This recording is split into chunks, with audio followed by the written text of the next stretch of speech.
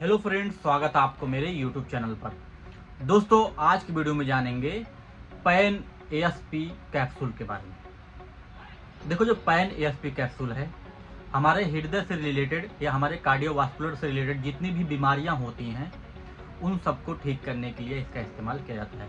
उसके साथ साथ ब्रेन में जितनी जानलेवा बीमारियां होती हैं उसको भी ये ठीक करता है। तो इस वीडियो में हम जानेंगे पूरे डिटेल में पैन एएसपी कैप्सूल के बारे में, इसके क्या क्या फ़ायदे हैं, डोज कैसे लेना है, साइड इफ़ेक्ट क्या हो सकता है, इसमें कंपोजिशन क्या डाला गया है, कितने रुपए का आएगा और कहाँ पर मिलेगा। तो आपको पूरी जानकारी देने वाला हूँ, आप वीडियो को लास्ट तक देखिए। सबसे पहले बात कर लेते हैं ब्रांड के बारे में। तो इसका नाम है पैन एएसपी। पैन बहुत ही बड़ा ब्रांड है और उसमें ये नया कॉम्बिनेशन डाला गया है जो कि अल्केम नामक कंपनी द्वारा बनाया जाता है। ये आपको कैप्सूल के फॉर्म में है। एक स्ट्रिप में 15 कैप्सूल रहता है। इसके दो स्ट्रेंथ आते हैं, एक है 81 और दूसरा है 150।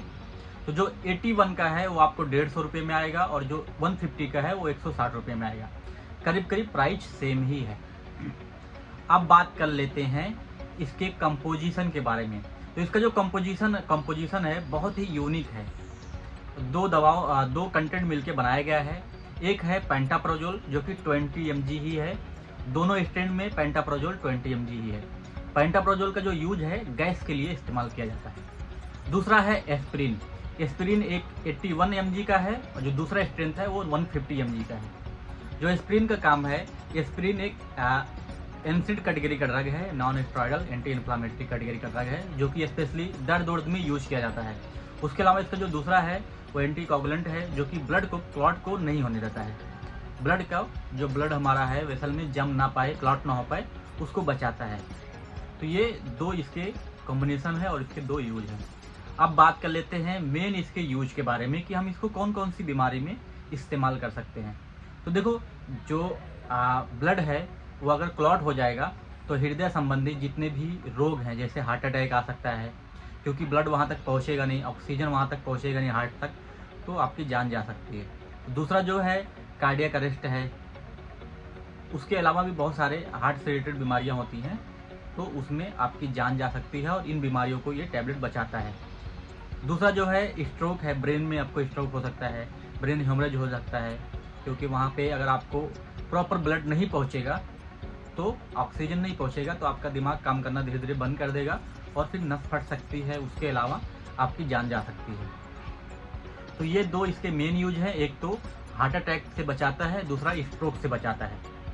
इसका तीसरा जो यूज है वो ये है कि जो एनसेड कैटेगरी के ड्रग होते हैं उनमें पीपीआई देना ही पड़ता है, क्योंकि ये लॉन्ग टर्म चलता है, ज़्यादा दिन खाना रहता है। तो अगर आपको पीपीआई यूज नहीं करोगे तो आपको गैस्ट्रिक इरिटेशन हो सकता है, जिसमें आपके जो पेट है आते हैं वहाँ पे अल्सर हो सकता है, छाले हो सकते हैं, उसकी जो लाइनिंग है वहाँ पे ब्लीडिंग हो सकती है, इन्फेक्शन हो सकता है। तो यही कारण है कि जो एस्पिरिन है उसके साथ आपको पीपीआई भी गैस की दवा देते हैं ताकि गैस्ट्रिक इरिटेशन ना हो। तो इसको क्या किया है, इसमें ऑलरेडी आपको डाल दिया गया है पीपीआई एस्पिरिन के साथ, तो इसमें आपको अलग से पीपीआई लेना नहीं पड़ेगा। यही कारण है कि इसका जो है यूनिक कॉम्बिनेशन है। अब बात कर लेते हैं साइड इफेक्ट के बारे में। तो बहुत कम साइड इफेक्ट देखने को मिलेंगे। पेट दर्द हो सकता है, पेट फूला फूला लगा सकता है, उसके अलावा डायरिया हो सकती है, मन मचला सकता है, वोमिटिंग जैसा मन करेगा। ये सब साइड इफेक्ट देखने को मिल सकता है ये दवा खाने के बाद। अब बात कर लेते हैं डोज के बारे में। तो इसका डोज डिपेंड है कि आपको कौन सा स्ट्रेंथ दे रहे हैं, 81 वाला दे रहे हैं या 150 वाला दे रहे हैं। आपकी कंडीशन, आपके वजन, आपकी उम्र पे डिपेंड रहता है। डोज जो है नॉर्मली दिन में एक बार देते हैं, मोस्टली शाम के टाइम पे। बहुत ज़्यादा कंडीशन हाई रहेगी तो आपको दिन में 2 बार भी दिया जा सकता है। ये जो ड्यूरेशन इसका है लॉन्ग टर्म चलता है। ये 6 महीना, 1 साल, 2 साल, कुछ लोगों को ज़िंदगी भर भी चलना पड़ता है इस दवा पे। तो आपकी कंडीशन के हिसाब से ही देगा। देखो, ये दवा बिल्कुल भी सेफ़ नहीं है। अगर आप ब्रेस्ट फीडिंग करते हो, प्रेग्नेंट हो या आपको और बहुत सारी बीमारी हैं तो ये दवा बिल्कुल भी सेफ़ नहीं है। ये दवा तभी ले जब डॉक्टर आपको प्रिस्क्रिप्शन या डॉक्टर जब लिख के दे तभी दे, अपने से बिल्कुल भी ना ले। तो दोस्तों, ये पूरी जानकारी थी पैन एएसपी कैप्सूल की। आई होप मैं आपको समझा पाया हूँ। आज की वीडियो में इतना ही, मिलता हूँ अगली वीडियो में।